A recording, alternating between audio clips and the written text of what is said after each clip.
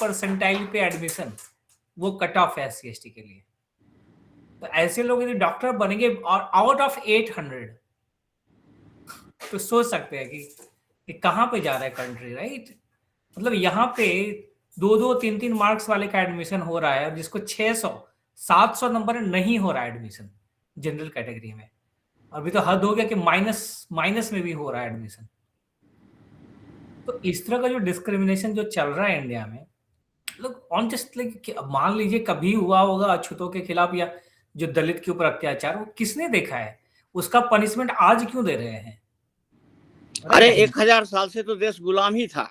वही बोला ना, किसका, और ये बढ़ते जा रहा है सब जगह पे। अब मतलब देखिए, ये बिल्कुल झूठ बात है। अब आइए हाँ, देखते हैं।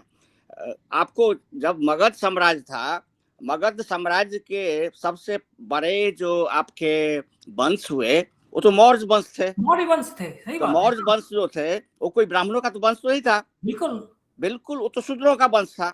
तो पहला जो महत्वपूर्ण वंश हुआ रामायण महाभारत के बाद से आधुनिक इतिहास में, वो था। अच्छा, उसके बाद जाकर के गुप्त वंश मात्र एक हिंदू शासक था। उसके बाद से कनिष्क का आ गया 6ठी-7वीं शताब्दी में। वो लोग तब तक में बुद्ध हो गए थे। तो मतलब बुद्ध हुए, बुद्ध के बाद जो है वो चलता रहा 10वीं 11वीं तक। मुख्य रूप से पूरे भारत में बुद्ध का ज्यादा बोलबाला था। फिर मुसलमान आ गए और फिर उसके बाद अंग्रेज आ गए।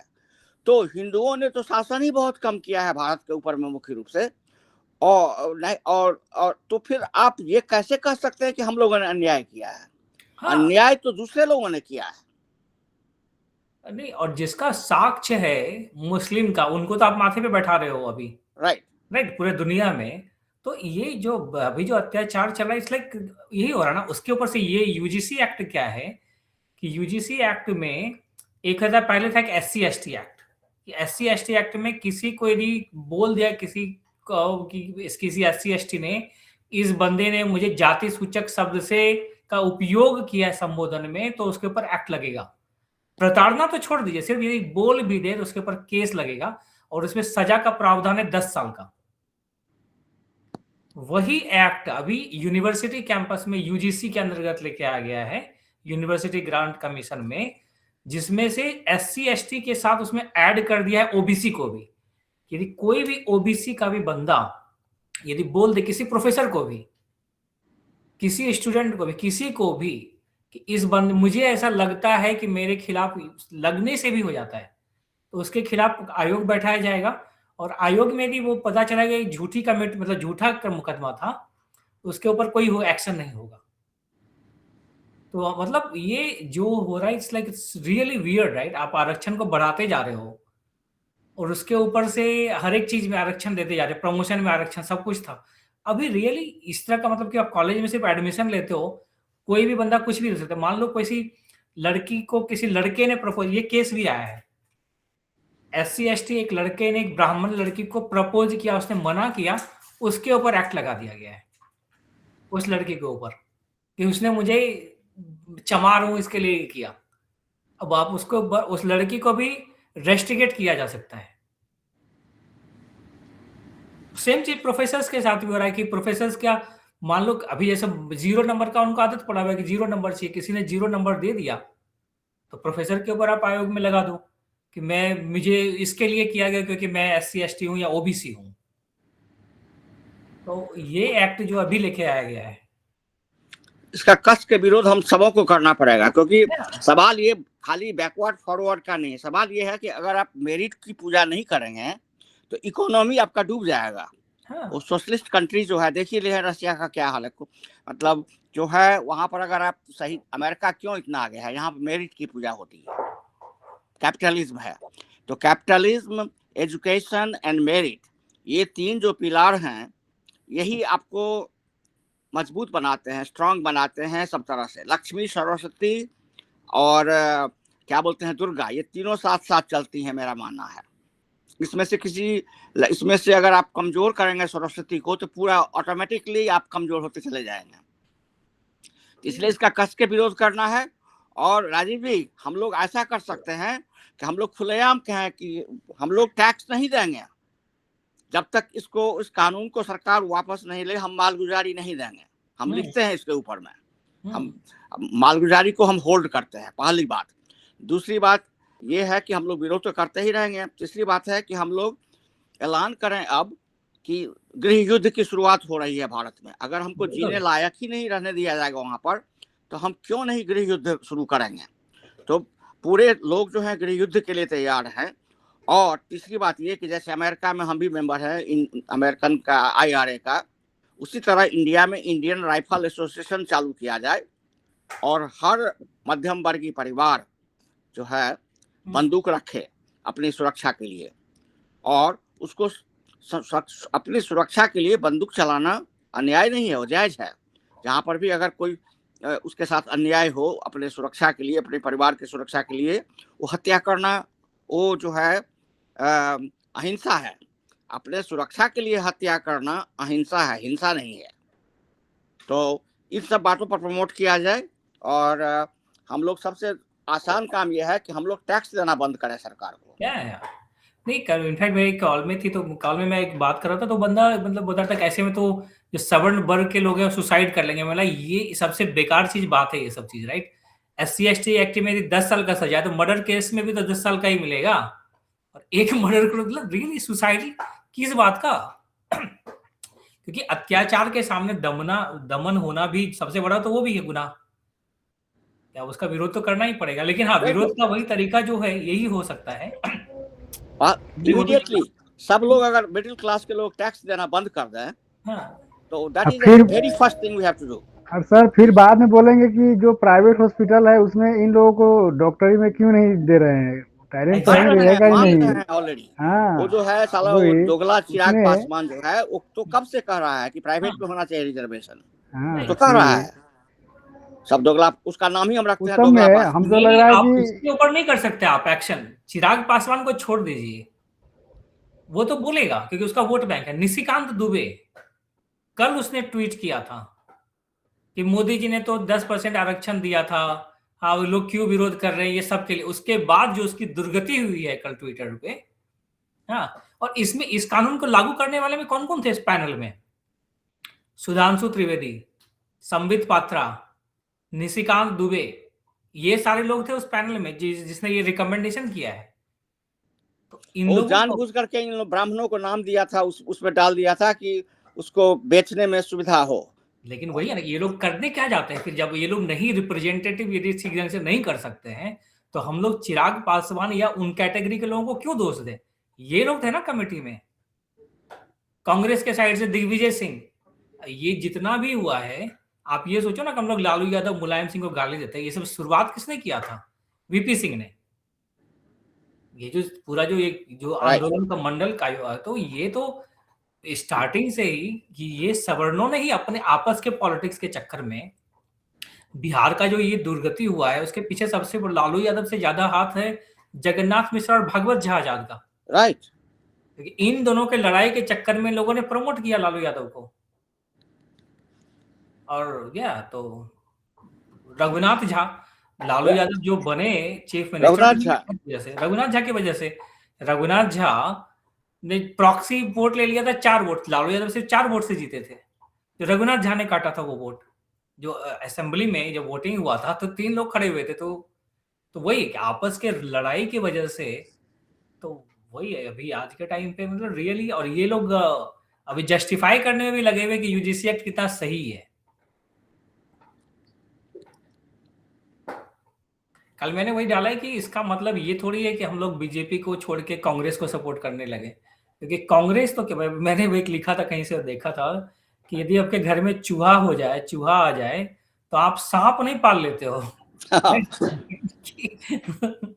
तो कांग्रेस तो सांप ही है ना, कि वो तो क्या बोलेगा कि ओबीसी के साथ साथ मुसलमान भी ओबीसी। वो लोग कब से ट्राई कर रहे हैं कि मुसलमान को, पूरे मुसलमान को ओबीसी के कैटेगरी में लाने के लिए। तो लेकिन है अभी काफी सारा है, PIL फाइल हुआ है और तो होना ही है। और इसको सबसे पहला हम लोगों के पास जो है टैक्स पर जोर दिया जाए। नो टैक्स, जब तक ये सरकार ये कानून वापस नहीं लेगी, नो टैक्स। एंड सर इसमें तो होल एंड सोल कंट्री का ही लॉस है। नहीं, इनको कंट्री का लॉस का पड़ ही नहीं है। कंट्री के ऊपर भी सोचते तो ये आरक्षण सुप्रीम कोर्ट तक में प्रमोशन में आरक्षण ये कंट्री के लिए होता है। आप उनको पढ़ा लिखाओ, क्या फ्री में तो पढ़ा ही रहे हो, उसको फ्री में पढ़ा रहे हो, फ्री में सब कुछ दे रहे हो, उसके बाद 0% मार्क्स में भी उसको डॉक्टर भी बना रहे हो, निगेटिव में भी लेके आ रहे हो, फिर उसको नौकरी भी दोगे, मतलब रियली किस बात के लिए? नहीं, और वो भी है ना, आईएएस का बेटा आईएएस, आईएएस की बेटी और टीना डाबी जो आईएएस बने थे, टॉपर, उसका काफी नाम हुआ था। रियली मतलब आईएएस हो के फैमिली में सारे लोग आईएएस, सारे बच्चे सब उसके आईएएस बनते जा रहे हैं, क्योंकि ऐसे ही है, टॉपर बनते जा रहे हैं, उनके ऊपर क्या करोगे? और ये तो तब हाल है कि जब अभी सवर्ण क्लास अभी भी जो बड़े पोस्ट पे हैं उसमें बैठे हुए हैं। ये धीरे-धीरे तो ये लोग रिटायर हो जाएंगे ना, धीरे-धीरे खत्म हो जाएंगे, यही लोग रिजर्वेशन कैटेगरी वाले ऊपर जाएंगे, तब क्या करेंगे ये लोग? पूरा वो गृह युद्ध करवा रहा है ये लोग, और कुछ नहीं कर रहा है। पूरा हम लोग एक दूसरे को काट मारेंगे, यही होता है इंडिया में। अगर यही हाल चलता रहा तो ऑलरेडी बेसिकली ये बिगुल है। एक ये भी चल रहा है ना कि ये सब जो किया गया है उसके पीछे सबसे बड़ा रीजन है कि योगी जी को हराने के लिए। यूपी में जो इलेक्शन होगा, क्योंकि तमिलनाडु में तो इन सब का कुछ फर्क नहीं पड़ने वाला है, यूपी में योगी जी को हरवा देंगे ये लोग और केशव प्रसाद मौर्य को बनवा देंगे चीफ मिनिस्टर।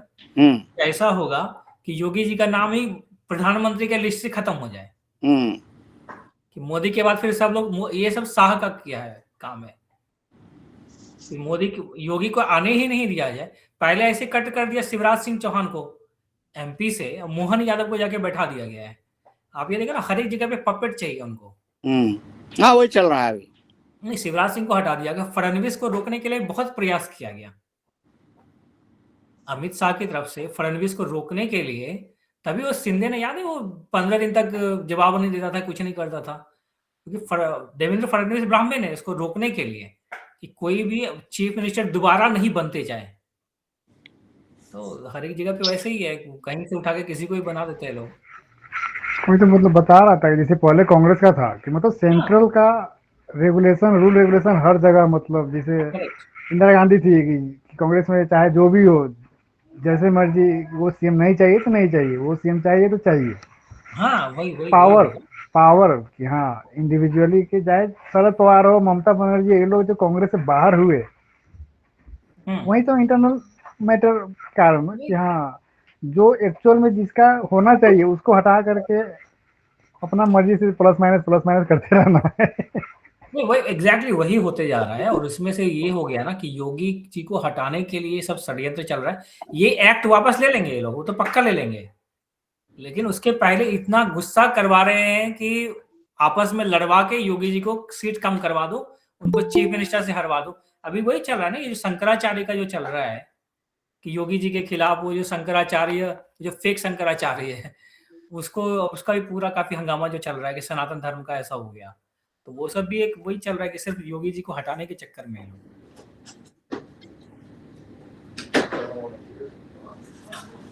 नमस्ते उदय सर। नमस्ते नमस्ते। हाँ, सभी को नमस्ते। नमस्कार। नमस्कार सर। नमस्कार सर। नमस्कार। नमस्ते सर। नमस्ते। तो हम लोग डिस्कस कर रहे थे उदय जी, अभी अच्छी सरस्वती पूजा का समापन बहुत अच्छे से हुआ है पुणे में, डिजिटल मिथिला ग्रुप के द्वारा।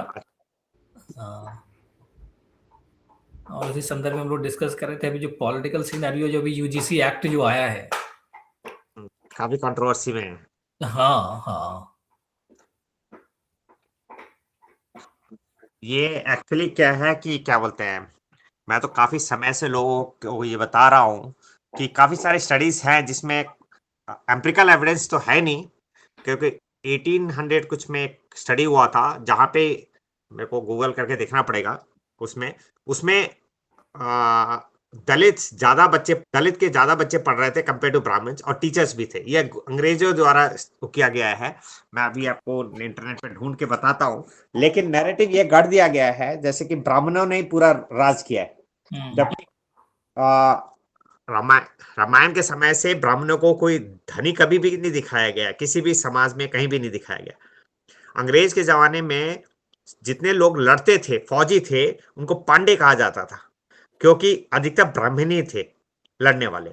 लेकिन 1857 के रिवोल्ट के बाद ब्राह्मण रेजिमेंट नहीं बना, 1869 में बने रेजिमेंट्स, और उस समय बोला गया कि ये मार्शल रेस नहीं है। तो लोगों को, और 1869 से पहले कोई भी कास्ट बेस्ड रेजिमेंट नहीं होता था, लेकिन आज के डेट में एक बार किसी को किसी ग्रुप में डाल दो, वो उससे हटना नहीं चाहता है। और 1984 में वो इंदिरा गांधी के असिस्टेशन के बाद और जो सब हुआ था, या ब्लू स्टार ऑपरेशन के बाद शायद, तो कुछ सरदार लोग अपने कमांडिंग ऑफिसर को मार के आ रहे थे, उनको भागलपुर से आ रहे थे, बनारस में शायद अरेस्ट किया। उसके बाद इंडियन आर्मी ने फैसला लिया कि हम कास्ट बेस्ड रेजिमेंट नहीं करेंगे। कास्ट बेस्ड रेजिमेंट सिर्फ इन्फेंट्री में होता है, वो भी सारे इन्फेंट्री में नहीं है, कुछ ही जगह पे है, जैसे कि मैकेनाइज्ड इन्फेंट्री, गार्ड्स, इस समय कास्ट बेस्ड नहीं है, ये भी इन्फेंट्री के यूनिट्स है। लेकिन एक बार डाल दिया जिस ढांचे में, उस ढांचे से लोग निकलना नहीं चाहते। 25-30 साल कोशिश करने के बाद आर्मी ने गिव अप कर दिया। तो ये हो जाता है कास्ट बेस्ड सिस्टम का ये हो जाता है कि कभी एग्जिस्ट भले ना किया हो, एक बार किसी को डाल दो उस ग्रुप में, उस ग्रुप से निकलना नहीं चाहता। ये ह्यूमन मेंटालिटी है। और एक एक्सरसाइज भी हमारे साथ किया गया था कहीं पे साइकोलॉजी के उसमें, जहां पे आप कहीं भी सेमिनार या कॉन्फ्रेंस में जाए तो आप नॉर्मल ह्यूमन नेचर के अपने दोस्त के साथ बैठेंगे, और उनको टीम में बांट दिया, सिर्फ 1 2 3 4 1 2 3 4 करके। दैट मीन्स आपका दोस्त दूसरे टीम में चला जाएगा, और ये कहने के बावजूद कि किसी को कोई प्राइज नहीं मिलेगा, कोई विनर नहीं होगा, पूरे गेम में यही साबित करने में लगा हुआ था कि जिस टीम में आपको डाल दिया, आप उस टीम को जिताने में लगे हुए हैं, भले उसके लिए आपको दोस्तों धोखा क्यों ना देना हो। हैं, उसी दोस्त को किस मुंह से आप फेस करोगे जब आप उसके खिलाफ साजिश रच रहे हो। ये ह्यूमन नेचर है। तो लोगों को जब बांट दिया गया उसमें, यहाँ इनके पास भी हम लोग लोहार कहते हैं, ये लोग इनके सरनेम है कारपेंटर, वॉशरमैन, बुचर, ये सरनेम है, हमारे वो थे, लेकिन लोग बंट गए। लोग कहते हैं कि क्या बोलते हैं, लोअर कास्ट में पढ़ने को अलाउड नहीं था, तो उनके गोत्र कहां से आ गए? गोत्र तो गुरु से आया है। सेम गोत्र के आपको अलग अलग कास्ट में मिल जाएंगे। आपको एक ही नाम ठाकुर ब्राह्मण में मिल जाएगा, राजपूत में मिल जाएगा, लोहार भी मिल जाएगा, हजाम भी मिल जाएगा। तो सरनेम भी सेम है, गोत्र भी मैच कर रहे हैं। तो एट सम स्टेज लोगों ने प्रोफेशन के हिसाब से काम करना शुरू कर दिया, और प्रोफेशन के हिसाब से काम करना शुरू कर दिया तो लोग अपने प्रोफेशन को प्रोटेक्ट करने लग गए, तो उनका अपना ही ग्रुप बनता चला गया। म्यूचुअल इंटरडिपेंडेंस था पहले, लेकिन जब से ये सारा सिस्टम बना, इतना रिजिड सिस्टम हो गया कि लोग एक दूसरे को एक्सेप्ट करना बंद कर। नहीं वही है ना, लेकिन आप जो पहले जो बना रिजिड सिस्टम बना, और आज आप पनिश कर रहे हो उसको। अभी जैसे हम लोग डिस्कस कर रहे थे कि अभी एक और देखा होगा आपने कि मेडिकल का कट ऑफ लिस्ट जो आया है, मेडिकल कॉलेज एडमिशंस का -40% ये कट ऑफ है एससी का। हाँ राइट, तो मतलब आप खाली पेपर छोड़ के आ जाए तो टॉपर बन जाएगा बंदा 800 में से, और उनको एडमिशंस मिल रहे हैं कॉलेजेस में। लेकिन मेरे को ये मैथमेटिक्स समझ में नहीं आया -40% का, क्योंकि परसेंटाइल तो 0 से 100 के बीच में होना चाहिए। नेगेटिव मार्किंग रहता ना, नेगेटिव मार्किंग है ना उसमें। हाँ, नहीं नेगेटिव नहीं, उसके मार्क्स -40% हो सकते हैं, परसेंटाइल कैसे हो सकता है ये मेरे समझ में वही। हाँ, वो जो देखा वो तो था। हाँ, परसेंटाइल तो बेसिकली ये बताया जाता है कि लोएस्ट नंबर को 0% या 0.1%, हाईएस्ट वाले को 99.9% है, हाईएस्ट वाला को 40% मार्क्स मिल सकता है, लेकिन फिर भी 99.9% हो सकता है। करेक्ट। हाँ, तो ये तो -40 के मार्क्स हो सकते हैं, परसेंटाइल कैसे हो सकता है? करेक्ट, सही बात है। तो वही एक डिबेट में देख रहा था कि ऐसे चीज को प्रमोट कर रहे हैं लोग ऑन द नेम ऑफ कि सबका साथ सबका विकास, इक्विटी के नाम पे यूजीसी एक्ट का लेके आ गए। हाँ, जिसमें SC/ST एक्ट को भी चेंज कर दिया गया कि यदि आप किसी के ऊपर केस कर रहे हो, फाइल कर रहे हो गलत ढंग से, तो आपके ऊपर कोई कुछ भी नहीं हो सकता एक्शन, गलत प्रूफ होने के बाद भी। लेकिन जिसके ऊपर कर रहे हो उसका पूरा जिंदगी बर्बाद हो सकता है। हाँ, कुछ जो चीजें हैं, मैं यही कह रहा हूं कि लॉ जो है हमेशा लॉपसाइडेड ही बनता है, और बहुत बार लॉ, जैसे यूएस में एक चीज अच्छा है कि लॉ बनाना प्रोसेस इतना पेनफुल है कि कोई भी फिजिकल लॉ नहीं बन सकता है, क्योंकि प्रोसेस ही इतना कॉम्प्लिकेटेड है। तो उसमें डिबेट करने का और बहस करने का ज्यादा स्कोप बन जाता है। इंडिया में तो कोई भी एक छोटा मोटा इंसिडेंट हो जाता है और पूरा कानून बदल देते हैं, जिसमें रैशनल से ज्यादा इमोशनल इश्यूज, इमोशनल क्वेश्चन ज्यादा हो जाता है। उदय सर, अभी सर हमारे ग्रुप के अंदर गंगानाथ जी हैं जो पब्लिक पॉलिसी के लिए काम करते हैं, तो इस पे ये अच्छे से क्लियरिटी है ना बता पाएंगे। तो राजीव सर एक बार इनसे है ना इस पे क्लियरिटी लीजिए, थोड़ा सा इंट्रोडक्शन। गंगानाथ सर आप थोड़ा सा इंट्रोडक्शन दीजिए, बाकी फिर ग्रुप से इंट्रोडक्शन होगा आपका। नमस्ते गंगानाथ जी, हम सबों का तरफ से नमस्ते। नमस्ते नमस्ते। नमस्ते, मेरा नाम गंगानाथ झा है और मैं Deccan education society Pune university में डिपार्टमेंट ऑफ पब्लिक पॉलिसी का एचओडी हूँ। एंड मैं जस्ट अभी आपका डिस्कशन ज्वाइन किया है। इनिशियली तो उदय जी की बातों से लगा काफ़ी अच्छा, काफ़ी फ्रूटफुल डिस्कशन हो रहा है। जैसे ही टॉपिक थोड़ा सा और खुलता है, definitely I will give my inputs on this. धन्यवाद। Thank you very much. हम लोगों को देखना चाहिए, जब कोई भी चीज हम लोग करते हैं तो दूसरे से सीखते हैं। तो आज की दुनिया में अगर पिछले सेकेंड वर्ल्ड वॉर या इवन अमेरिकन रिवॉल्यूशंस के बाद से अगर हम गौर से देखें पूरी दुनिया में, तो अमेरिका नंबर 1 कंट्री के रूप में आ रहा है। लेकिन क्यों? यहाँ पर इसलिए आ रहा है कि यहाँ की 2 पिलर्स जो हैं वो है क्या? मेरिट। एक्चुअली 3 पिलर में बात बोलता हूँ। मेरिट है कि पूजा होती है, कैपिटलिज्म है 2, और तीसरा है सबों को अस्त्र शस्त्र रखने का अधिकार। और अपने डिफेंस के लिए अगर आप शस्त्र चलाते हैं तो कोई चिंता नहीं है। कोई आपके कंपाउंड में अगर जबरदस्ती घुसने की कोशिश करे, उसे गोली मार दीजिए, सरकार कुछ नहीं कर सकती है अमेरिका में कि आपने क्यों मार दिया, कोई सवाल को पूछने का हक नहीं है। तो यही तीनों चीज जो है हमें अपने देश में भी अपनाना पड़ेगा, और जब तक हम नहीं करेंगे तब तक हम कभी विकसित ही रह जाएंगे और नीचे ही चलते जाएंगे, मेरा मानना है। और अभी जो ये हो रहा है, ये सरकार जो कर रही है, ये हम लोग के साथ धोखा ही है। और क्या है, बीजेपी को हम लोगों ने पूरे सपोर्ट किया है कि ये इस तरह की कैपिटलिज्म को लाएगी और सोशलिज्म को पीछे छोड़ेगी, लेकिन ऐसा नहीं हो रहा है। वो भी सोशलिज्म की तरफ जा रही है। दूसरी बात ये कि हम लोगों ने सोचा था कि मेरिट की पूजा होगी, वो भी नहीं हो रही है इस सरकार में। तो वहां पर भी हम लोगों के साथ धोखा किया जा रहा है। और सुरक्षा, हम लोगों को आज़ादी अपने अपने परिवार की जो हम लोगों ने भुगता था लालू प्रसाद के यादव में, हम लोगों को उम्मीद थी कि उसके बाद से सरकार हम लोगों के पास में देगी कि हम कैसे अपनी सुरक्षा खुद कर सकें। उसके लिए कुछ नई चीज़ें बनेंगी, नए कानून बनेंगे, नई बातें होंगी। ऐसा नहीं हुआ, उल्टा हो गया है। वर्स्ट स्थिति में इसने पहुंचा दिया है हम लोगों को। पहले एक SC एक्ट था और अब ये नया UGC एक्ट आ गया है। तो मोदी जी हम लोगों के लिए काम कर रहे हैं या किसके लिए काम कर रहे हैं? हमें तो लगता है भारत के दुश्मनों के लिए काम कर रहे हैं। ये काम पाकिस्तान चाहता है कि खूब आपस में हिंदुस्तान लड़े एक दूसरे के साथ और खंड खंड में बट जाए। बात होती है अखंड भारत की, लेकिन करते हैं ये लोग काम ऐसा जिससे कि खंड खंड भारत हो जाए। और ये हर तरह से हो रहा है। अभी एक और दूसरा उदाहरण मैं देता हूं कि कोई जरूरत नहीं थी उसको क्या बोलते हैं, मराठी को प्राचीन भाषा डिक्लेयर करने की। पता नहीं किस उद्देश्य से वो काम किया गया। अब उसका परिणाम क्या हुआ है? बिहार में जो मिथिलावासी लोग हैं वो लगे हुए हैं उसको साबित करने के लिए कि मैथिली जो है वो संस्कृत से भी पुरानी भाषा है। हमारा कई डिबेट उन लोगों के साथ हुआ है। वहाँ के जो मैथिली के बड़े बड़े दिग्गज लोग हैं, उसमें कई संस्कृत के पंडित भी हैं। अब वो लोग इस कोशिश में लगे हुए हैं कि संस्कृत से भी पुरानी मैथिली है।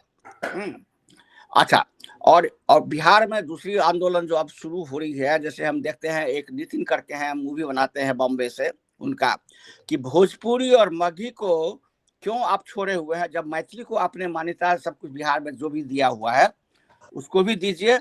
और फिर वो लोग कोशिश कर रहे हैं कि इस तरह की आंदोलन हर एक स्टेट में, बुंदेलखंडी हो जाए, राजस्थानी हो जाए, मारवाड़ी हो जाए, ब्रज वापस आ जाए, अवधी वापस आ जाए। तो ये सारा कुछ जो हो रहा है, आप जब लैंग्वेज को इस तरह से प्रमोट करेंगे तो क्या होगा इसका परिणाम? देश अखंड बनेगा कि खंड खंड बनेगा। लिंग्विस्टिक स्टेट्स की बात ही करना गलत था नेहरू का। इकोनॉमिक स्टेट बनाने के बजाय उन्होंने देश को खंड खंड करने का प्रयत्न किया। तो ये चल रहा है आज के सरकार में, और इसलिए हम सबों को मिल करके सरकार का विरोध करना पड़ेगा। हम लोग बीजेपी के विरोधी नहीं हैं, लेकिन बीजेपी की जो करंट स्थिति है, नेतृत्व मंडल है, वो लगता है हिंदुस्तान के लिए नहीं काम कर रही है, हिंदुस्तान के दुश्मनों के लिए काम कर रही है। धन्यवाद। मेरा कमेंट। मुझे लगता है ये स्टैंड सर का थोड़ा ज्यादा हार्श हो गया।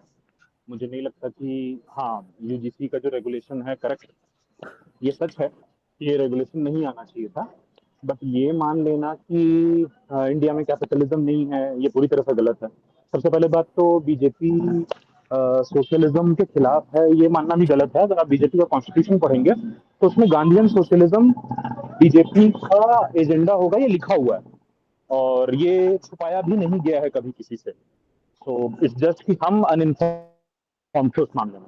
जहां तक बात है राइट टू बियर आर्म्स की, तो राइट टू बियर आर्म्स ऐसा नहीं है कि इंडिया में नहीं है, बट हाँ चेक्स एंड बैलेंसेस हैं उसके लिए। You must be having a licence arm at your place. Licence लेने से कभी किसी को किसी ने रोका नहीं है, आप रख सकते हैं। और ऐसा भी नहीं है कि गन के अलावा अगर if you are having a knife at home और if you are having something called as talwar at home तो ये अगेंस्ट है या ये इलीगल है, ऐसा नहीं बिल्कुल भी। ये चीजें अलाउड है। प्लस अगर आप ये बोल रहे हैं कि इट्स नॉट मोदी देन, तो जहां तक बात है कि कल्चरल लैंग्वेज का मुद्दा फिर आया, मोदी नहीं तो कौन, दूसरा अल्टरनेटिव इंडिया के पास अभी है भी नहीं। और ये मान लेना कि लिंग्विस्टिक स्टेट्स गलत हैं या नेहरू ने लिंग्विस्टिक स्टेट्स बनाए तो ये गलती की। देखिए अगर आप पुराने कांग्रेस का कॉन्स्टिट्यूशन देखेंगे या प्री इंडिपेंडेंस इंडिया में उसको पढ़ने की कोशिश करेंगे तो इट वाज नेवर की इकोनॉमिक स्टेटस के आधार पे कांग्रेस की जो प्रदेश कमेटियां थी वो नहीं बनी थी। There was not something called as Bombay Pradesh Congress committee, there was something called as Gujarat Pradesh Congress committee. तो कांग्रेस ने भी आजादी के पहले जो देश की रूपरेखा रखी थी या देश के इंटरनल ऑर्गन्स रखे थे वो इसी आधार पे रखे थे कि वो भाषाई आधार पे ही होंगे, तो वो भी छुपाया गया था, ऐसा नहीं है। हालांकि ये बात भी सच है कि जेयूपी कमेटी जब खुद बनी, जब जिसमें नेहरू खुद हिस्सा थे, जवाहरलाल नेहरू, वल्लभ भाई पटेल एंड क्या कहते हैं पट्टाभी सीतारमैया, इन तीनों की जो कमेटी बनी आजादी के बाद, इस कमेटी ने लिंग्विस्टिक आधार पे स्टेट्स को सिरे से नकार किया। हाँ जहां तक भारत की बात है तो अगर आप देखेंगे तो India is more of a regional centric country rather than linguistic centric country. What do I mean by regional centric country? In the first place, regional centric countries इस देश के जो natural regions थे, जो आप हिस्टोरिकली महाजनपद से अगर trace करते हैं तो आपको मिलेगा कि ये देश में विदेश जैसे हमारा अपना राज्य था, या फिर मगध हुआ, या फिर आप आज के डेट में महाराष्ट्र के आसपास कोंकण देखते हैं, देहरादून महाराष्ट्र, या फिर सेंट्रल महाराष्ट्र में आप क्या कहते हैं मध्य भारत को ले लें जिसमें Nagpur used to be the capital, जिसमें आज विदर्भ की मांग हो रही है, तेलंगाना है। तो ये थोड़े थोड़े नुआंसेस और कल्चरल डिफरेंस आपको मिलते हैं। हाँ आज की डेट में अगर आप चाह रहे हैं कि क्योंकि हमें ये चीज कल्चरल लैंग्वेज का स्टेटस नहीं मिला, कल्चरल लैंग्वेज का स्टेटस देने का आधार आपको भी ये समझना पड़ेगा कि किसी भी गवर्नमेंट की अपनी मजबूरियां होती हैं। I am not trying to defend the government per se entirely, but आपको ये समझने की जरूरत है कि अगर somebody from Vidarbha is coming and becoming the chief minister of the state, so there will always be questions. तो सरकार को स्टेट को बनाए रखने के लिए या फिर एक यूनिटी प्रोवाइड करने के लिए महाराष्ट्र में आपको मराठी को एज ए कल्चरल लैंग्वेज का दर्जा देना पड़ा। हाँ उसके अलग रिपरकशंस हुए, ये बात सच है। और जहां तक बात है कि मगही की या अंगिका की, अगर आप 1970s के पहले ये देखेंगे तो जितने भी मैथिली के पोएट्स हुए हैं, लेजेंडरी पोएट्स हुए हैं, तो कई सारे आपको भागलपुर क्षेत्र से निकलते हुए देखेंगे। तो ये कह लेना कि हाँ इस नए लैंग्वेजेस को ऑब्वियस सी बात है एक प्रमोट किया जा रहा है ताकि मैथिली ऐसे भाषा कमजोर हो सके, बट आई थिंक सिविलाइजेशनली हम लोग इतने स्ट्रांग हैं, या बिना स्टेट के अगर हमने भाषा एक दिन में खत्म हो जाएगी। यस आपकी आवाज कट रही है। और गवर्नमेंट कभी भी ये मान लेना कि देश के खिलाफ का जी गवर्नमेंट देश के खिलाफ काम कर रही है, मुझे नहीं लगता ऐसा है। हाँ अगर ये यूजीसी का रेगुलेशन आया है तो रेगुलेशन के मुद्दे पे गवर्नमेंट को रेजोल्यूशंस दिए जा सकते हैं। चर्चा सोसाइटी में ऑलरेडी आई हुई है और yes, this is a politically motivated step by the UGC. And ये बात भी सच है कि समथिंग आई डू बिलीव ये आया है और अभी इसके रिपरकशंस आने स्टार्ट होंगे. I think first case has already come in Ramdas college Delhi. So we need to have a wait and watch strategy. I don't think this will continue for long. But as of now, Modi के अलावा आपको alternate दूसरा इस देश में lead करने के लिए प्रैग्मेटिज्म कहीं और नहीं मिलता है. So आपको you have to take the options that are available to you rather than being critical. मेरा ऐसा मानना है. Thank you.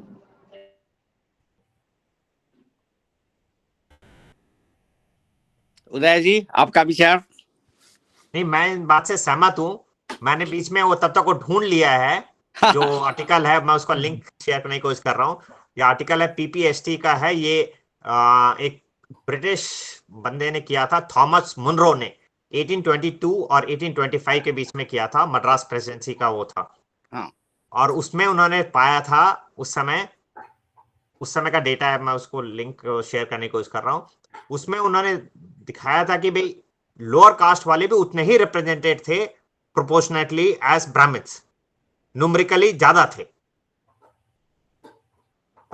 तो ऐसा कभी नहीं था कि हाँ ब्राह्मण का डोमिनेशन था एजुकेशन में, इनका नहीं था. वो ओवर ए पीरियड टाइम जब आदमी के बेसिक रिक्वायरमेंट होता है फूड, तो किसी भी कंट्री को British as a matter of policy जब भी किसी कंट्री स्टेट को या किसी कम्युनिटी को डुबाना होता था तो उनको भूखा मार देते थे. और बिहार वगैरह में फैमिन ये बाय डिजाइन थे. फैमिन मतलब बंगाल फैमिन का सबसे ज्यादा नाम होता है जिसमें 40 लाख आदमी मरे थे, लेकिन उससे ज्यादा बुरे बुरे फैमिन हुए थे. लेकिन वो उस जमाने में मीडिया थी नहीं, प्रिंट मीडिया भी नहीं थी, और इतना पुराना है कि उनका रिकॉर्ड भी वेरीफाइबल उतना नहीं है कि कितने लोग मरे थे.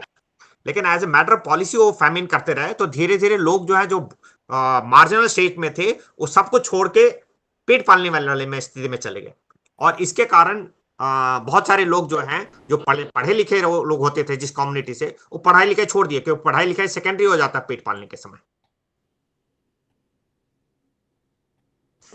Just to add what Uday ji has said, उसका एक कारण और भी है कि अगर आप उससे पहले के रिवोल्ट को देखेंगे, चाहे आप तिलका मांझी का रिवोल्ट देखें, चाहे आप संथाल रिबेलियन देखें, चाहे आप रिवोल्ट ऑफ 1857 देखें, आपको एक सीरीज ऑफ रिवोल्ट्स मिलेगा which is coming out of the land of Bihar.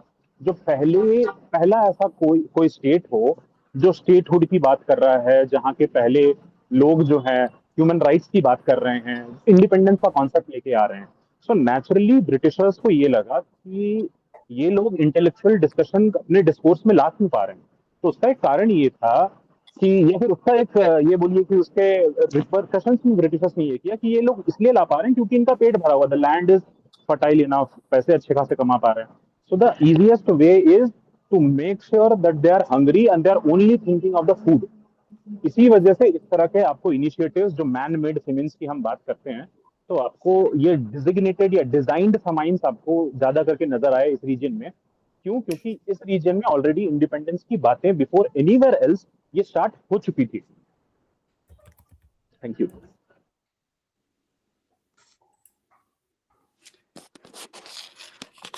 एक रिसेंटली हम कहीं देख रहे थे, एक पाकिस्तानी हिस्ट्री ट्रैवलर्स हैं, मैं नाम उनका भूल रहा हूँ, उनका बड़ा बढ़िया था एक वीडियो कि और वो थोड़ा एनालाइज कर रहे थे हमारे 1857 की स्थिति की, जो जिसे हम लोग प्रथम स्वतंत्रता संग्राम कहते हैं, कि उस टाइम में अंग्रेजों ने जब हुआ था तो उसके बाद उनको नजर आ गया था कि भाई अगर ये लोग सब एकजुट रहे तो स्थिति बिगड़ सकती है अगर, और इसीलिए उन लोगों ने और आपस में हिंदू मुस्लिम सिख को अलग करना वगैरह वगैरह, सबको सबसे अलग करना, आपस में जात पात को बढ़ावा देना, ये सारी पॉलिसी जो है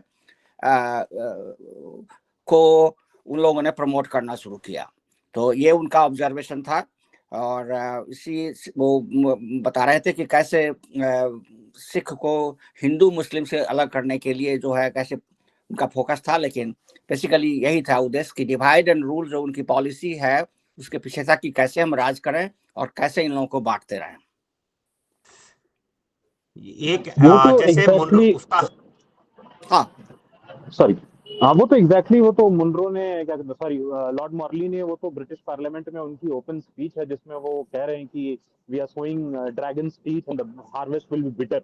वो तो पब्लिकली क्लेम ही कर रहे थे कि हम लोग 1909 के एक्ट के पहले कि हाँ हम डिवाइड एंड रूल की पॉलिसी कर रहे हैं। और ये भी जो आप देख रहे हैं खालिस्तानी मूवमेंट वगैरह जो अभी आप देख रहे हैं उस डिवाइड का थोड़ा बहुत लेट ऑफ लेट रिपरकशन जो आपको नजर आ रहा है, वो तो साफ सी बात है, सीधे सीधे बात है कि देखिए जो कॉन्सेप्ट ऑफ सिक्खी है, सिक्खी का कॉन्सेप्ट कि 1980 तक आपको इंडिया में नजर आता है कि घर का बड़ा बेटा सिख होगा, बाकी सारे हिंदू होंगे। इनफैक्ट आयरॉनिकली जो राम जन्मभूमि विवाद है या फिर जो हुआ, जो जस्टिस जो करेक्ट जजमेंट आया उसका भी आपको नजर आता है कि पहली पूजा जो है जो विवादित ढांचा था उसके अंदर जाके अगर पहला हवन किसी ने किया था तो वो निरंकारी सिखों ने हवन किया था। आज भी अगर आप कुंभ जाएंगे तो आपको नजर आएगा कि निरंकारियों का अपना अखाड़ा है। जरनैल सिंह भिंडरावाले जो खालिस्तानी मूवमेंट के जनक माने जाते हैं, he did not kill the Hindus first, he started targeting and killing the Nirankari Sikh. गुरु गोविंद सिंह जी अपने क्या कहते हैं भाषणों में कहा करते थे हिंद को पालन तुर्क को गालन, which means हिंदुओं protect the Hindus and kill all the Turks. तो वो तो बहुत ही डेजिग्नेटेड और डिजाइंड पॉलिसी ही रही थी ब्रिटिशर्स की। उदय जी आप कुछ कह रहे थे?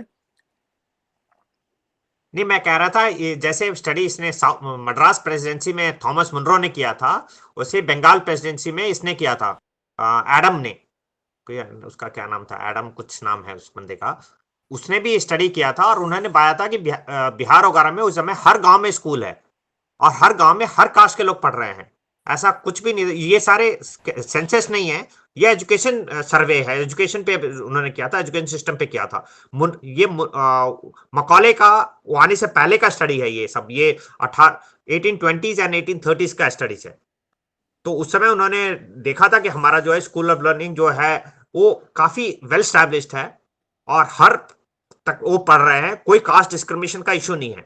लेकिन बात ये नहीं होती है कि कास्ट डिस्क्रिमिनेशन का इशू है, बात ये होती है आज के डेट में, मैं अभी कह रहा हूं, आप किसी इंटरनेट पे जाइए और एआई से पूछिए, ठीक है, एआई से पूछिए कि इंडिया में फार्मर प्रोटेस्ट के समय कितने फार्मर्स थे, कोई भी आदमी जाके कर सकता है, ठीक है, वो 250 मिलियन बताएगा।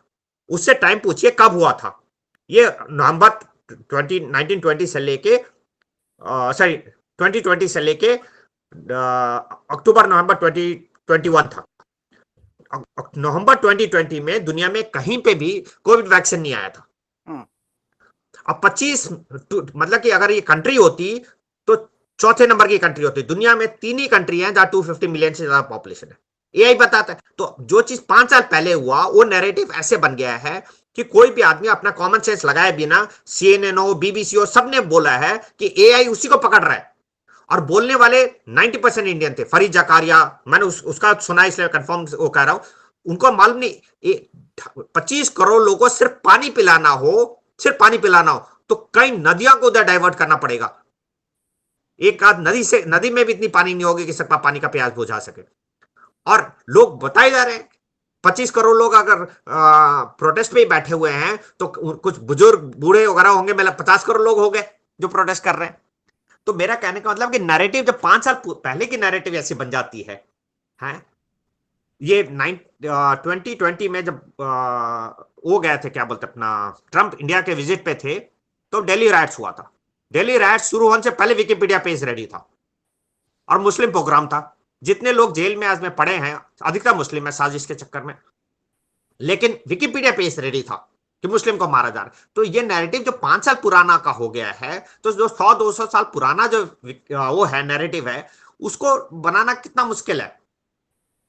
लोग को यही लगने लगता है यही सही है, यही हो रहा है। तो 200 पुराना तो चेक करने कौन जा रहा है, कोई वेरीफाई कर रहा है। नैरेटिव बार बार गढ़ा गया है कि शूद्र के साथ ऐसा होता था, शूद्र मतलब कि दलित के साथ ऐसा होता था। जो बोलने वाले खुद अंबेडकर सबसे बड़ा इसका प्रोपोनेंट था। अंबेडकर खुद जो था, अंबेडकर पैसे वाला आदमी था, उसका बाप आर्मी में सूबेदार था। उस जमाने में सूबेदार का टॉप 1% वाले कैटेगरी में आ जाता है। वो उसको महाराजा बड़ौदा या किसी ने उसको पढ़ने के लिए भेज दिया। अंग्रेज बना, अंग्रेज पढ़ा, संस्कृत आती नहीं और मनुस्मृति पे कमेंट्री दे रहा है। तो जब सामने वाला इंसान 33 कोटि भगवान को 33 करोड़ भगवान बना दिया है बाय इंटेंशन, और वो है, तो जो आदमी उस नैरेटिव को लेके आगे बढ़ रहा है, वो सोचिए उसकी नैरेटिव कैसी होगी। तो ये बाय डिजाइन ही था। और दूसरा चीज, ये ब्राह्मण्स को टारगेट करना इज नॉट न्यू। तुम हमेशा एक विलेन बनाते हैं, ये वर्ल्ड हिस्ट्री में आप देखो, ज्यूज या कोई भी एक विलेन बनाओ जो इतनी छोटी साइज हो, जो रिटेलिएट करने की स्थिति में नहीं हो, जिसको सारे सिन के लिए ब्लेम कर सको, और वो जिंदगी भर या तो अपने को डिफेंड करेगा या भागेगा।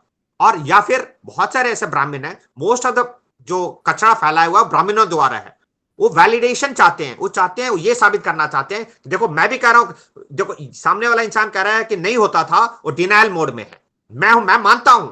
तो जितने किताब कास्ट डिस्क्रिमिनेशन पे देखेंगे, वो कोई आर एस शर्मा था, या वो झा है भोपाल से जो है, अभी भी आता है, हाँ डीएन झा, या फिर आप क्या बोलते हैं रिजर्वेशन बढ़ाने में अटल बिहारी वाजपेयी या अर्जन सिंह या वीपी सिंह, या आज के डेट में निशिकांत दुबे जो यूजीसी के बारे में सपोर्ट करके जा रहे हैं, अधिकतर आपको ब्राह्मण ही मिलेंगे वो करने के लिए। हिंदी मूवी में ब्राह्मण को विलेन बना रहे थे, अधिकतर आपको ब्राह्मण ही मिलेंगे वहां पे।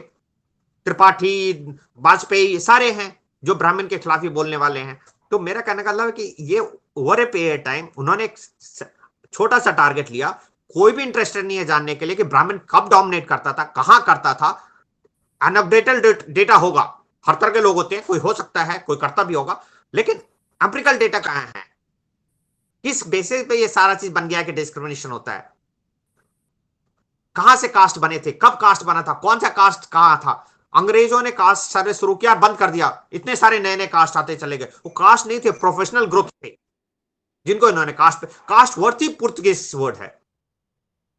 हमारे इधर वन अवस्था थी, जातीय अवस्था नहीं थी, लेकिन बना दिया, अब कुछ चिपका दिया। और हर आदमी जब पास्ट को देखता है, वो फ्यूचर के प्रिज्म से देख रहा होता है, आज के प्रिज्म से देख, आज ऐसा होता है तो पहले भी ऐसे ही होता होगा। वो मानने को रेडी नहीं कि पहले सिस्टम अलग था, पहले चीजें अलग थी, पहले लोग का खाना पीना रहना रहना सब अलग था। पहले सब जगह पे चावल और रोटी नहीं खाते थे, लेकिन अंग्रेजों ने आके कर दिया, क्योंकि बाकी राशन पानी को स्टोर करना मुश्किल था, जल्दी सड़ जाता था। चावल पानी, गेहूं और चावल जो है ज्यादा समय तक टिकता था। तो हमेशा नैरेटिव यही गढ़ा जाता है, और आज के डेट में देखिए हमेशा यही गढ़ा जाता है जो लोगों को सुनने में अच्छा लगे, लोगों को करने में अच्छा लगे।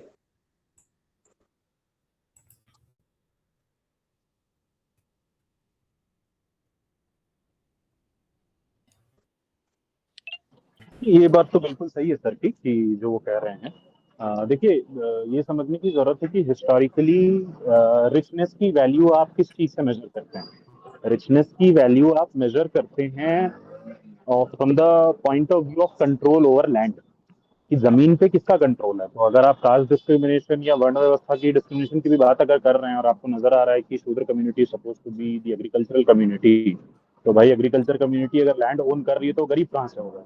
अगर आप क्या कहते हैं माइथोलॉजिकल डेटा उठा के बात करने की कोशिश कर रहे हैं, तो आपको नजर आएगा कि सबसे ज्यादा गालियां किसको पड़ रही हैं। सबसे ज्यादा गालियां पड़ रही हैं द्रोणाचार्य को पड़ रही हैं। अगर आप ये बोल रहे हैं कि नहीं एक कहानी गढ़ दी गई कि भाई साहब ये एकलव्य जो है वो क्या कहते हैं किसी गरीब का आदिवासी का बेटा था, अगर आप उसको सच में समझने की कोशिश करेंगे तो आपको पता चलेगा कि वो मगध के कमांडर इन चीफ का है। तो ऑब्वियस सी बात है, अगर मैं एक यूनिवर्सिटी में नौकरी कर रहा हूँ और अगर कोई दूसरी यूनिवर्सिटी का बच्चा मेरे पास पढ़ने के लिए आएगा, तो मैं थोड़ी उसको अपनी क्लास में जगह दूंगा। तुम तो भाई इस यूनिवर्सिटी के ही बंदे नहीं हो, तो मैं तुमको पढ़ा तो सकता नहीं हूँ। तो ये तो नैरेटिव ही है। एक इनका नैरेटिव और चलता है कि Gautam Buddha this Ashoka adopted Buddhism when he was terrified by the killings of Kalinga. अब हिस्टोरिकल डेटा ये कहता है कि वो 4 साल पहले बुद्ध बन गया था। तो यस, ये तो मानना पड़ेगा। अशोका के करेक्ट कलिंगा वार का स्टार्ट होने के 4 साल पहले वो बुद्ध बन चुका था। सही। हाँ ठीक है। और ये नैरेटिव चला रहे हैं। One point we have to realise कि नैरेटिव गढ़ने में बहुत अच्छे हैं, and the community somewhere down the line has to take the leadership. ये बात भी आपकी बिल्कुल सही है कि जितनी लेफ्ट लीनिंग लीडरशिप है, आप पुराना आप डोमिनेंस उठा के देखेंगे तो लेफ्ट नैरेटिव का भी चीफ अगर आपको नजर आएगा तो मोस्ट ऑफन देन नॉट कोई ना कोई ब्राह्मण ही होता है। तो यस, वो भी नैरेटिव गढ़ने में उनकी हेल्प ही कर रहे हैं। Community has to find answers by looking way to find its own narrative और क्रिएट इट्स ओन नैरेटिव। जो एस्टैब्लिश चैनल्स हैं उसको किस तरीके से ब्रेक डाउन किया जाए। बट हाँ, ये बात तो सच है कि गवर्नमेंट के कंसल्टेशन के अगर यूजीसी का रेगुलेशन आता है तो government must invite the criticism before. आप देखोगे तो पीआरएफ लेजिस्लेशन नाम की एक वेबसाइट होती है जिसपे गवर्नमेंट पहले वेबसाइट पे अपलोड करती है कि भाई this is the law that is going to come into force, so suggestions are invited. ये रेगुलेशन आया, इस रेगुलेशन को ऐसे ही पास कर दिया गया, यूनिलैटरल डिसीजन है। So obviously, I do believe that this will be challenged in the court of law. Supreme Court में this will come up, और definitely I don't see any reason for the government or किसी भी, एक तो public pressure भी होगा, और I don't think this has the validity to stand in the court of law.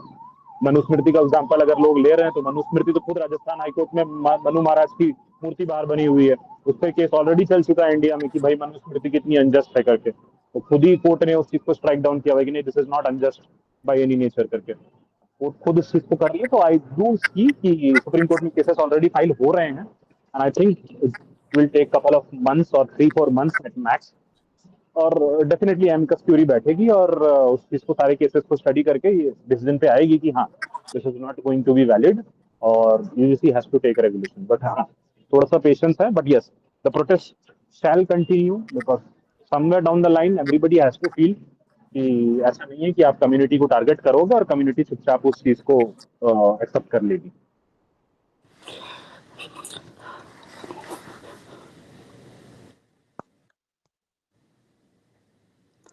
Rajiv जी, आप तो बहुत पूरा वीकेंड इसके पीछे समय दिए हैं।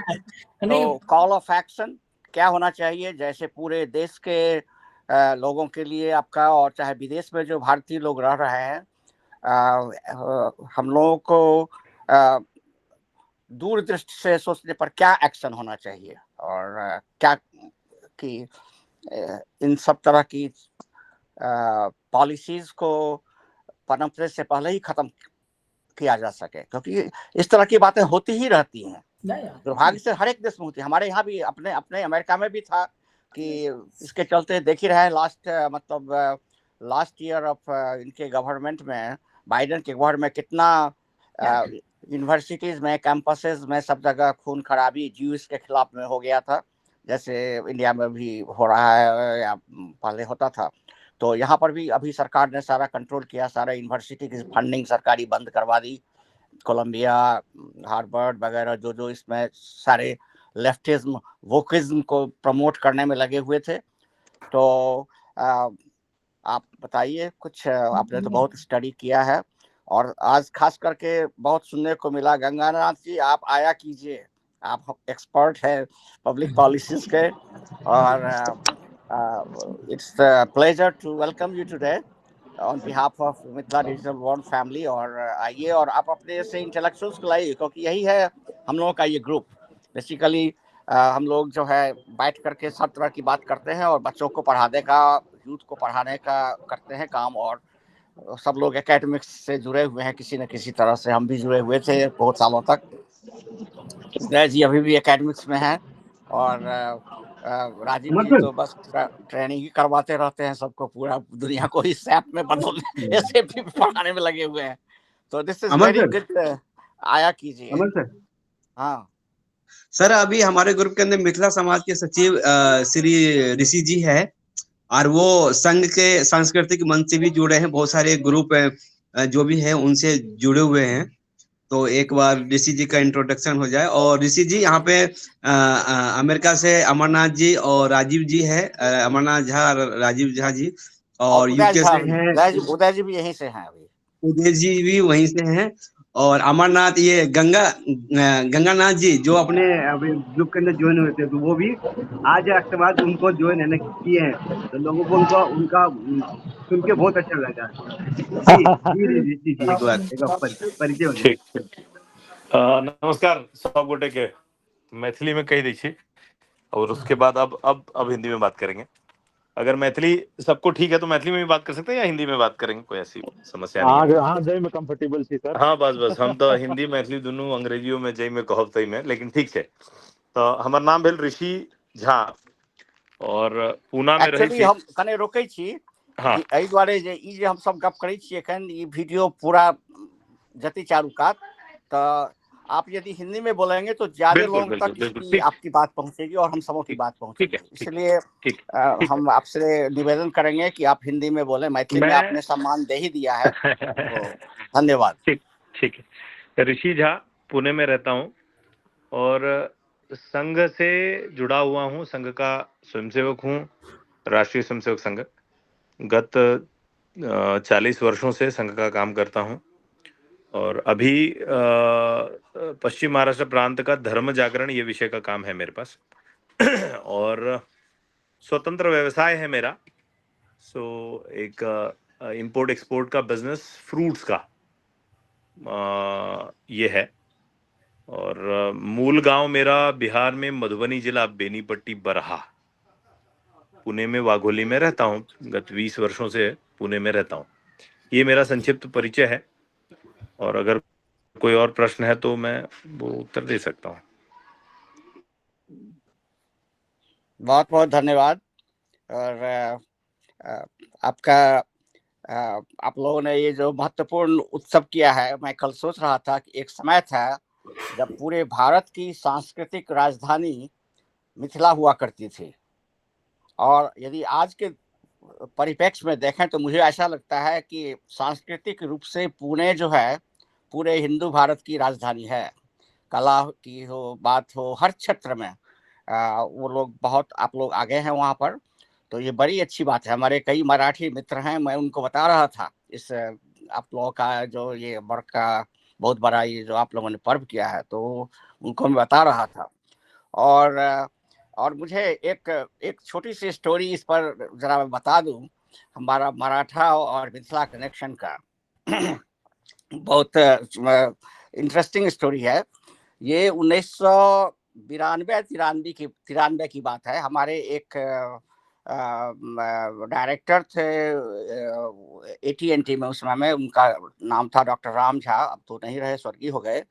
उनकी बेटी ने जो है, यहाँ पर तो जो बच्चे हैं अपनी मर्जी से विवाह करते हैं, तो उसने जो विवाह किया था वो एक मराठी ब्राह्मण से विवाह कर लिया था। प्रेम विवाह होता ही है यहाँ पर। हाँ, तो खैर उनको तो कोई दिक्कत नहीं थी, लेकिन उनकी श्रीमती जो थी वो भी झंझारपुर साइड की किसी गांव की थी। मैं तो जैसा अपने यहाँ थोड़ा सा रहता है, झटका लगता है कि मैथिली में उसे कहूँ तो मैथिल में नहीं केलक। उनको जो है माता जी को थोड़ा सा ये कष्ट था कि भाई ऐसा हुआ। संजोग से क्या हुआ, वो वहां पर हमारा उस समय में मतलब बहुत कम लोग थे, और 19 में खैर आने शुरू हो गए थे, तो अखबार सब शुरू हो गया था यहाँ पर बहुत सारा। तो उसमें से जो एक लोकल अखबार हम लोगों का मतलब न्यूयॉर्क से पब्लिश होता था, मैं उस समय न्यूयॉर्क में रहता था, उसमें एक आर्टिकल मैंने देखा, वो था कॉन्फ्रेंस था सारस्वत ब्राह्मणों का, मराठी कोंकणी इस इलाके के जो सारस्वत ब्राह्मण, उनका एक कॉन्फ्रेंस कहीं हुआ था, उसके ऊपर में एक वो आर्टिकल निकला हुआ था। और उस आर्टिकल की इंटरेस्टिंग बात ये थी कि वो लोग बता रहे थे कि हमारा मूल स्थान तिरहुतपुरा है। तो मैं चौंका, ये तिरहुतपुरा है, ये क्या हो सकता है, ये क्या, ये तिरहुतपुरा कहीं हमारा ही तिरहुत तो नहीं है। तो फिर मैंने एक आध लोगों से पहले वो कंफर्म किया था कि तो तब जाकर के पता चला कि एक्चुअली बहुत पहले बहुत सारे मैथिल ब्राह्मण्स जो है वो माइग्रेट किए उस क्षेत्र में। आप हमको उतना डिटेल तो नहीं पता है, लेकिन माइग्रेशन हुआ, तो उसके चलते जो है, और लेकिन अभी तक वो लोग इस बात को भूले नहीं है कि उनका मूल स्थान जैसे है ना, अपने यहाँ हम लोग हर व्यक्ति का हम लोग का मूल होता है, तो उसको वो लोग याद रखे हुए हैं और उसको तिरहुतपुरा के रूप में जानते हैं। तो जब मैंने वो पढ़ा तो फिर मैंने वो अखबार लिया, वो कटिंग, और उसके बाद दूसरे बार उनको मिलने के लिए गया, तो मैंने बताया कि आप तो भ्रम में हैं, आपकी बेटी ने जो शादी की है वो तो मैथिल ब्राह्मण से ही शादी की है। मैंने उनको पूरा दिखाया और समझाया। अच्छा, और उसके बाद संजोग हुआ कि उसके थोड़े समय के बाद उनके दामाद और उनके समधी जी आए हुए थे, तो फिर उस पर भी उन लोगों से चर्चा हुई, तो उन लोगों से वो लोग भी बहुत खुश हुए जान करके। फिर उस समय में हम लोग एक मैथिली के नाम से मैगजीन पब्लिश करते थे, मतलब पत्रिका हैंड रिटन हुआ करता था 90s में, यहाँ पर साल में 4 बार। तो उनकी कापियां उनको दी और उन्होंने बड़े चाव से लिया और पढ़ा। मराठी थे, आए हुए थे विजिट करने के लिए। कहा कि आप लोगों ने इतना बताया, धन्यवाद। तो ये कहानी मैं बता रहा हूँ मराठा कनेक्शन का और मिथिला कनेक्शन का। और अभी अभी अभी पिछले ही साल मैं, हमारा यहाँ पर अद्वैत सेंटर है, ABC आर्ट्स विद्या सेंटर करके है, वहाँ पर हम लोग अद्वैत के मंदिर है वहाँ पर तो जाते हैं प्रवचन के लिए। तो वहाँ पर हमारे एक मराठी मित्र मिले, तो उनसे भी बात होने लगी। तो उन्होंने खुद ही पूछा, मैंने कहा मैं जब इंट्रोड्यूस करता हूँ तो जनरली बोलता हूँ मैं मिथिला से हूँ। बिहार से कहने पर सम्मान कम मिलता है, मिथिला से बोलिए तो ज्यादा मिलता है, क्योंकि पूरी हिस्ट्री की आ जाती है बात। तो उन्होंने कहा अच्छा तो आप वहां से है, तिरहुतपुरा से है। मैंने कहा आपको कैसे मालूम? तो उन्होंने खुद बताया कि तिरहुतपुरा तो मेरा मूल स्थान है। तो उसके बाद से अब जो है हम लोग बात करते हैं जब मंदिर में मिलते हैं। तो ये छोटी सी जानकारी आप लोगों को दिया कि देखिए कैसा है कनेक्शन वर्ल्ड का।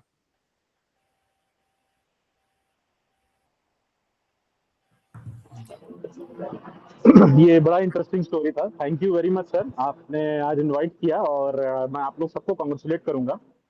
जब भी हम लोग हिस्ट्री में इंडिया के क्या कहते हैं डिबेट्स को हम पढ़ते हैं, हमें दो सेंटर्स नजर आते हैं कि एक काशी और दूसरा क्या कहते हैं विदेह। ये दो ऐसी जगह है जहाँ पे इंटेलेक्चुअल डिस्कशंस के लिए इन दोनों जगहों को जाना जाता है हिस्टोरिकली।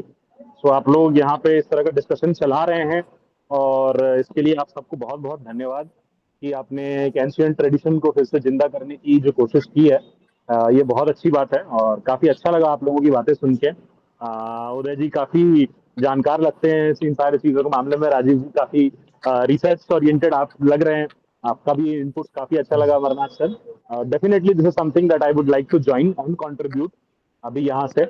और thank you very much for welcoming me. सबसे पहले तो ओम प्रकाश जी बहुत बहुत धन्यवाद कि आप धन्यवाद बुलाए धन्यवाद, हमको आपका भी धन्यवाद, बहुत कीमती समय से आप इधर आए हैं। तो थैंक यू वेरी मच, धन्यवाद। Thank you very much. हाँ, तो अब इसको हम लोग कंक्लूड करते हैं, लेकिन उससे पहले मैं बता दूं कि ये मिथिला डिजिटल वर्ल्ड फैमिली जो है, ये बेसिकली समझिए कि हम लोगों ने विचार किया कि अब जो है वो युग नहीं है कि हर जगह छोटे छोटे ऑर्गेनाइजेशंस, लोकल ऑर्गेनाइजेशंस हों, क्योंकि अब तो डिजिटल एज है। इसलिए इसको हम लोगों ने यहाँ पर भी था, जैसे कि हम बता ही रहे हैं कि हम लोग 89 से यहाँ पर अमेरिका में मैथिली ऑर्गेनाइजेशन के नाम से हम लोगों ने स्टार्ट किया था। और मैं उसी साल, मैं चूंकि उस समय में सबसे यंगेस्ट प्रोफेशनल था, तो नेचुरली होता है कि पूरा जो है दौड़ भाग करने का काम मेरे कंधे पर आ गया था। मैं न्यूयॉर्क में था और हम लोगों ने पहला जो है मैथिल सभा यहाँ पर एडिशन है आपको, वहाँ पर एक होमडेल पार्क है, वहाँ किया था। मुझे याद है कि पहले सभा में कम से कम 10 डिफरेंट स्टेट से लोग आए हुए थे, कैलिफोर्निया से लोग आए हुए थे। देवेंद्र मिश्रा, शांता मिश्रा, जो इसके हमारे मैथिली संस्था के मूल प्रेरक थे, वो लोग वहाँ से आए हुए थे। इंडियाना से आए हुए थे डॉक्टर महेश झा, जो भागलपुर से है, और मैं उनको बोलता हूँ कोई हमारे वो कोलंबस है, क्योंकि ही केम इन 60s। अभी तक जितने भी लोगों से मैं मिला हूँ, मैथिल लोगों से, मिथिलावासी लोगों से, उसमें से सबसे ओल्डेस्ट वो हैं। वो पक्का है, हमसे आगे हैं, अभी 90s के हो गए हैं, लेकिन वो हमें हिलाते रहते हैं कि तुम लोग कुछ करते नहीं हो। तो सारे तरफ से लोग आए हुए थे, तो तब से हम लोग कुछ ना कुछ करते रहे हैं। और अब इसका ये नया अवतार हो गया है, मिथिला डिजिटल वर्ल्ड फैमिली। और हम लोग चाहते हैं कि पूरा गांव गांव तक इसकी फैलाव हो, और जो हम लोगों का चिंतन है, पढ़ाई लिखाई, आपस में बातचीत वगैरह, मॉडर्न एजुकेशन, साइंस, इसकी बातें हो। तो इसको प्रचार प्रसार कीजिए। हम लोगों को सैटरडे को चाहिए हाई स्कूल स्टूडेंट्स जिनको हम लोग साइंस पढ़ाते हैं, फिजिक्स ही नहीं, पूरी साइंस भी बातचीत होती है, तो कोई भी टीनेजर कहीं से भी जुड़ सकता है। और संडे मेनली राजीव जी के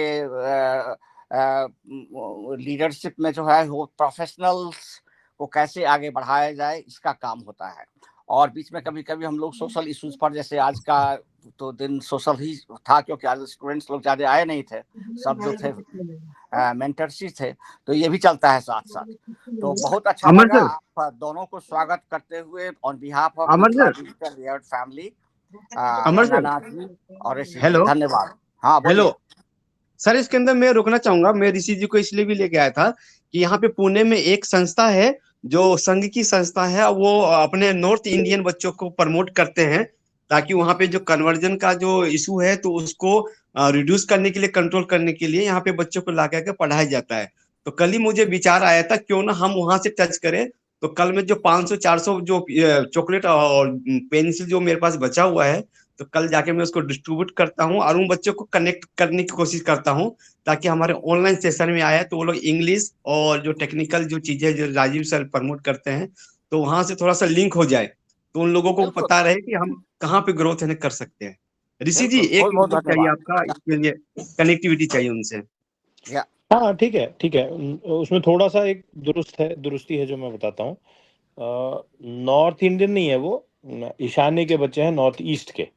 जो अष्टलक्ष्मी है हमारा, जिसको हम 7 सिस्टर्स बोलते हैं, अष्टलक्ष्मी जो हैं, उस अष्टलक्ष्मी के इसके वहाँ से प्रिडोमिनेंटली नागालैंड से बच्चे आते हैं, जहाँ पे एक बहुत बड़ा ड्रग्स पेडलिंग का काम और बच्चों के कम उम्र में ही इन नशे के आहार में जाना और ऐसा सब कुछ, क्योंकि वहाँ विवाह का कोई ये नहीं है, कल्चर नहीं है, तो उसके कारण माता पिता का भी बहुत ज़्यादा बॉन्डिंग नहीं दिखता है। तो उन बच्चों में देश के प्रति, अपने धर्म के प्रति, अपने राष्ट्र के प्रति, अपने समाज के प्रति बहुत ज़्यादा कुछ रहता नहीं है। तो उस सिलसिले में संघ ने एक इनिशिएटिव लिया है, वहाँ से हर गांव से एक एक बच्चों को यहाँ लाना और उनको 10वीं 12वीं तक पढ़ाई, उनकी शिक्षण संस्कार ये सब करके, but not under the banner of RSS. So वो एक इंडिपेंडेंट संस्था है ईश्वरपुरम के नाम से, और ईश्वरपुरम ये काम करती है। और उसके बाद यहाँ से बच्चे जाकर के फिर वहाँ पे गांव में अपने धीरे धीरे जितना उनसे संभव होता है उतने बच्चों के ऊपर संस्कार का काम करती है। तो ये है यहाँ पे ओम प्रकाश जी, आप कभी भी जा सकते हैं। मैं वहाँ का संपर्क आपको दे दूंगा और जी वहाँ का एक्टिविटीज है तो आप डेफिनेटली वहाँ के जो संचालक हैं उनसे, उन मंडल से बात करके और फिर आप जोड़ सकते हैं उनको, है ना। ऋषि जी, मैं थोड़ा सा एक इनपुट दूंगा इसमें कि जी। मेरे दोस्त हैं जिन्होंने बीएचयू से, क्या कहते हैं, नॉर्थ ईस्ट की जो आसाम की जो क्या कहते हैं जनजाति है, दिमासा जनजाति, उसके ऊपर उन्होंने पीएचडी की है, अभी रिसेंटली लास्ट ईयर ही कंप्लीट की उन्होंने। तो उनकी पकड़ और उनका नॉलेज काफी ज्यादा अच्छा है इसके ऊपर। तो अगर आप कभी उन बच्चों से कनेक्ट करवाने के लिए, ताकि वो कल्चरली अगर और कहाँ थोड़ा रहते हैं सा, वो? फिलहाल तो अभी जस्ट पुणे से, मतलब लास्ट मंथ ही वो वापस काशी शिफ्ट हुए हैं, बट डेफिनेटली उनका पुणे आना जाना होता है। तो वो अगर आते हैं तो जाके एड्रेस कर पाएंगे तो बहुत अच्छा होगा, लेकिन अगर ऑनलाइन भी कनेक्ट करवाना चाहें तो मैं जरूर महेंद्र को बोलूंगा कि वो कनेक्ट करें और उन बच्चों को एक आधा बार एड्रेस करें, क्योंकि उन्होंने बहुत, और डेफिनेटली उनकी पीएचडी, मतलब उन्होंने डेफिनेटली, ऐसा नहीं कि पीएचडी बीएचयू में बैठ के उन्होंने दिमाग में पीएचडी की, नहीं, वन सच ये गाइड, बहुत उन्होंने ही रॉ डेटा, हाँ, रॉ डेटा कलेक्ट करने के लिए वो दिमासाओं के बीच रहे, बिना पैसे वैसे खर्च किए, उनके जो मुखिया वगैरह होते हैं उनके घरों में रहते हैं और सब उस जनजाति को समझने की कोशिश की है। और काफी, मतलब संघ से काफी ज्यादा जुड़ाव रहा है उनका, संघ से ही अटैच है, मतलब बचपन से ही स्वयंसेवक है। और बीएचयू में संघ विभाग में महेंद्र पांडे को ऐसा था कोई होगा जो नहीं जानता होगा। तो मैं डेफिनेटली आपको इस चीज के साथ भी कनेक्ट करता हूँ, वेरी हैप्पी टू कंट्रीब्यूट इसमें भी। नहीं, ये हम सब के लिए भी एक प्रेरणा का स्रोत है, सोचने की बात है कि कोई इस विषय पे पीएचडी भी कर सकते हैं, तो कितना भावनात्मक विषय है। और ये एक बहुत बड़ी समस्या है हमारे लिए। अगर आप डेमोग्राफिक चेंजेस देखोगे अक्रॉस द कंट्री, तो ये जितने भी बॉर्डर्स अलाइंड स्टेट्स हैं अपने, वहाँ सब जगह परिस्थितियाँ बहुत गंभीर है। तो ठीक है, उसके लिए बहुत ही अच्छा सुझाव है आपका, हम उनको जोड़ देंगे, बिल्कुल जोड़ देंगे। We would love to collaborate with them, and then मैं जो भी राइट पॉइंट ऑफ कांटेक्ट है उनसे कनेक्ट करवा दूंगा, and then he can do it. However, Rajiv I sir am conclude not करिए। an active member of that organization, but जो भी हैं उनसे बात करके मैं उनको ये कर सकता हूँ, है ना। Right. राजीव सर कंक्लूड की तो कीजिए आपका। नहीं यार, दैट्स ग्रेट। चलो, एक अच्छा सेशन रहा। और जो प्रोफेशनल्स हैं, राइट, जो कॉलेज के बच्चे हैं जिनको जॉब्स में प्रॉब्लम्स हैं, नहीं हो रहा है रिज्यूमे बनाना, या न्यू टेक्नोलॉजी जो जेन AI का कैसे हेल्प ले सकते हैं, तो हम लोग यहाँ पे उसमें जुड़ते हैं और हम लोग उनको हेल्प करते हैं। और देखते हैं उन बच्चों को भी लेके आ जा सकते हैं कॉलेज में, जो कॉलेज के ग्रेजुएट्स हैं या ऐसे प्रोफेशनल्स जो जॉब चेंज करना चाहते हैं, आईटी में आना चाहते हैं, तो हम लोग उनको ट्रेन करते हैं यहाँ पे। It's like all voluntary. मैं खत्म होने से पहले मैं एक चीज और बोलना चाहता हूँ। मैंने एक लिंक भेजा है हाँ जी। जिसमें वो कोई प्रेजेंटेशन का है, और सबसे ज्यादा ब्राह्मण के खिलाफ और कोई था तमिलनाडु में था, है मतलब आज के डेट में भी। और वो जो मद्रास प्रेसिडेंसी का सर्वे हुआ था 1820 1830 में, जहाँ नॉर्थ, वो उन्होंने नॉर्थ आर्कोट, साउथ आर्कोट, उस जमाने के तंजौर, तिरुचिरापल्ली, मदुराई लिखा है। जहां ब्राह्मण 10-12% पढ़ रहे थे, वहां शूद्र 66-76% पढ़ रहे हैं। न्यूमेरिकली हो सकता है ज्यादा हो। तो ऐसा कोई भी एम्पिरिकल एविडेंस नहीं है, अंग्रेजों को भी नहीं मिला, जहां पे ये दिखाया जाए कि ब्राह्मण लोग का मोनोपोली है एजुकेशन में और शूद्र लोग को पढ़ने नहीं दिया जाता है, या उनके लिए अलग स्कूल होता है या अलग पानी होता है। ऐसा अंग्रेजों को भी नहीं मिला था। और ये सर्वे 200 साल पुराना ही सर्वे है, बहुत ज्यादा पुराना नहीं है, लेस देन 200 ईयर्स। मेरे ख्याल में एक दिन उदय जी इसके ऊपर आप पूरा तैयारी करिए और इसका एक प्रेजेंटेशन तैयार किया जाए और इसको हम लोग पब्लिश करेंगे एज ए स्पेशल टॉपिक। तो फ्यूचर के लिए रखते हैं इसको। पूरी आप स्टडी तैयारी करके हम लोग एक दिन बताएंगे, और जिसको हम लोग उस वीडियो को पोस्ट करेंगे यूट्यूब पर, ताकि लोगों को जानकारी मिल सके। धन्यवाद। ठीक है। अभी तो हमारा कॉलेज शुरू हो जाएगा मंडे से, मतलब कि अरे आप तैयारी करके रखिए, तो आधे घंटे का जो है एक समराइज हम लोगों को एक दिन अलग से हम लोग सेपरेट वीडियो बना देंगे किसी एक मीटिंग में, या मीटिंग के बाद। जिस दिन आप तैयार हो जाइएगा और पंकज जी उसको पोस्ट कर देंगे, और उसको हम लोग चारों तरफ मीडिया में डाल देंगे, ताकि लोगों को जानकारी तो मिलनी चाहिए, ऐसी जानकारी। ठीक। तो आज के लिए मेरे ख्याल में राजीव जी इसको कंक्लूडिंग रिमार्क आप दीजिए। नहीं बस अब या देखते हैं, और अभी जो भी है यूजीसी का एटलीस्ट सोशल मीडिया पे हम लोग डाल सकते हैं।